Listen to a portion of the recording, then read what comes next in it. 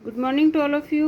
आज की इस वीडियो में हम देखते हैं वैदिक कालीन न्याय व्यवस्था। जब हम वैदिक काल की बात कर रहे हैं तो हम इस चीज़ से भली भांति परिचित हैं कि वो समय जो था वो राजा उसमें मेन सेंटर होता था। सारी व्यवस्थाएं जो है वो राजा के इर्द गिर्द रहती थी, वो ही मुख्य न्यायाधीश होता था। तो देखिए, ऋग्वेद में बहुत से दंडनीय अपराध वर्णित हैं, जैसे मुख्य चोरी, डकैती, जानवरों की चोरी, भाई बहन का विवाह, ऋण न चुकाना। इस प्रकार के ये घटनाएं जो कि अभी भी इस तरह के अपराध जो हैं समाज में व्याप्त हैं, तो वो ही व्यवस्थाएं उस समय भी थी। तो मृत्युदंड की सजा का ऋग्वेद में बताया गया है कि प्रावधान था, लेकिन इसका सीमित प्रयोग किया जाता था। जैसे वर्तमान परिस्थितियों में हम अपने देश में भी देख सकते हैं कि मृत्युदंड का प्रावधान है, लेकिन बहुत ही संगीन जुर्म के लिए दिया जाता है। सामान्य जो भी कोई अपराध होते हैं तो उसके लिए मृत्युदंड नहीं दिया जाता है। अब हम उत्तर वैदिक काल की अगर बात करें तो जैसे जैसे समय बढ़ता आ रहा है, आज हम वर्तमान परिस्थिति में देख सकते हैं कि निरंतर जो अपराध बढ़ रहे हैं, तो उसी तरह से वैदिक से उत्तर वैदिक में व्यवस्थाएं और खराब हुई। तो फिर न्यायाधीशों की नियुक्ति करने की आवश्यकता रखी। अब जब आवश्यकता हुई तो उसके लिए क्या आप योग्यताएं डिसाइड करोगे, तो वो देखिए, धर्मसूत्र के अनुसार, इसको आप ध्यान रखें, धर्मसूत्र के अनुसार एक पूर्ण विद्वान, पवित्र कुल में उत्पन्न, वृद्ध, तर्क में निपुण एवं कर्तव्य पालक को ही न्यायाधीश बनाया जाता था। क्योंकि न्यायाधीश जो है वो अपने आप में एक बहुत बड़ी पोस्ट हम कह सकते हैं, जहाँ किसी की जिंदगी और उसकी मृत्यु का सवाल होता है। तो इस तरह के डिसीजन जो है एक परिपक्व व्यक्ति जो है वो बहुत अच्छे से ले सकता है। आगे देखते हैं, उत्तर वैदिक काल में एक महत्वपूर्ण परिवर्तन यह आया कि उत्तराधिकार के नियम में अब परिवर्तन होने लगा था, और इस काल में व्यक्तिगत संपत्ति व भूमि पर व्यक्ति के व्यक्तिक अधिकार को स्वीकार किया गया।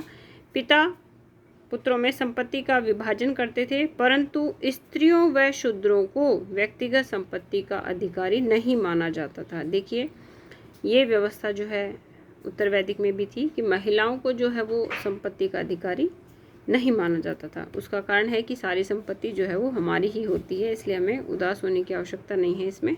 अब आती है वैदिक कालीन युद्ध विधि या युद्ध पद्धति। भारतीय आर्यों का प्रारंभिक इतिहास अनेक युद्धों का इतिहास है कि भाई हम ऐसा मानते हैं कि आर्य जो बाहर से आए हैं, तो बाहर से आके कोई भी व्यक्ति अगर कहीं पे बसावट में रहता है, अपना अधिकार जमाता है, तो उसे संघर्ष करना पड़ता है। प्राचीन काल में हमारी तरह आज जेडीए पट्टे तो होते नहीं थे, ठीक है। तो जिसमें जितनी शक्ति होती थी वो उतने ही क्षेत्र पे कब्जा करता था और वही राजा बनता था, ठीक है। तो अब देखिए कि क्या क्या था वहाँ पे। जो आर्य थे उन्होंने युद्धों में अनेक साधनों का प्रयोग किया, जैसे धनुष, बाण, तलवार, भाला, परसा, कुठार, और योद्धा घोड़े एवं रथों का प्रयोग भी करते थे। ऋग्वेद में दुर्गों का घेरा डालने तथा तोड़ने के प्रमाण भी मिलते हैं। ये देखिए आप, कितनी बड़ी बात है कि बड़े बड़े दुर्ग होते थे तो चारों तरफ से दुश्मन की सेना उनको घेरती थी और फिर किलों को तोड़ती थी। अब देखते हैं उत्तर वैदिक काल की अर्थव्यवस्था। तो सबसे पहले कृषि के बारे में देखते हैं। वैदिक सभ्यता कृषि प्रधान थी, बिल्कुल सही है, हमने स्टार्टिंग में भी इस चीज़ के ऊपर बात की थी। उपज का कुछ हिस्सा राजा को बलि के रूप में दिया जाता था। इट इज़ वेरी इंपॉर्टेंट, क्योंकि ये बलि के रूप में दिया जाता था। और जनरली हम क्या मानते हैं कि बलि का मतलब होता है किसी की हत्या करना, जैसे बकरी की बलि देना, मनुष्य की बलि देना या ऊँट की बलि देना। लेकिन यहाँ जो उपज का हिस्सा दिया जाता था, वैदिक काल की बात है, ये नेट के एग्जाम में भी क्वेश्चन आया है, तो आप लोग थोड़ा सा ध्यान दें इसमें। तो उपज का जो हिस्सा राजा को दिया जाता था उसे क्या कहा जाता था? बलि कहा जाता था। फसलें जो धान, गेहूँ, तिल, उड़द, मसूर आदि ये सब थी, ये अपन सिंधु घाटी में भी पढ़ा है। और सिंचाई जैसा वर्तमान में भी यही व्यवस्थाएं हैं, वो ही उस समय थी, नदियों, तालाब, झीलों, वर्षा आदि के द्वारा की जाती थी। अब देखते हैं, पशुपालन भी नॉर्मल वही था, लेकिन इसमें एक मेन चीज़ है कि घोड़ा जो है वो आर्यों का प्रिय पशु था। ये एग्जाम में क्वेश्चन आ जाता है कि भाई आर्यों का प्रिय पशु क्या था, तो घोड़ा था। अब उसका कारण क्या था? युद्ध करना पड़ता था, घोड़े की स्पीड तेज होती है, आप उसके ऊपर बैठ के आराम से सवारी कर सकते हो, जल्दी किसी भी जगह पहुंच सकते हो। अगर आपको कोई भी सामान पहुंचाना है तो आप आसानी से पहुंचा सकते हो, इस तरह से। नेक्स्ट है वैदिक कालीन संस्कृति एवं धर्म, नगर एवं घर। वैदिक काल में ग्राम्य जीवन की प्रधानता थी, बड़े बड़े नगरों का विकास नहीं हुआ था, परंतु उत्तर वैदिक काल में बड़े नगरों का विकास हुआ। और तैत्तिरीय ब्राह्मण में कहा गया है कि नगर में जो रहते हैं वो नागरिन या नगरीन उनको कहा जाता था। देखिए, तो नेट की अगर हम तैयारी करते हैं तो उसके लिए ये चीज़ें हमारे लिए बहुत इम्पोर्टेंट होती है अगर आप डिटेल स्टडी करते हो तो आपके इंपॉर्टेंट क्वेश्चन वहीं से निकलते हैं, जो कि नॉर्मल अगर अपन कोई गाइड वगैरह लेके आते हैं तो मेरे हिसाब से वहाँ नहीं मिलते हैं। अब आगे देखते हैं।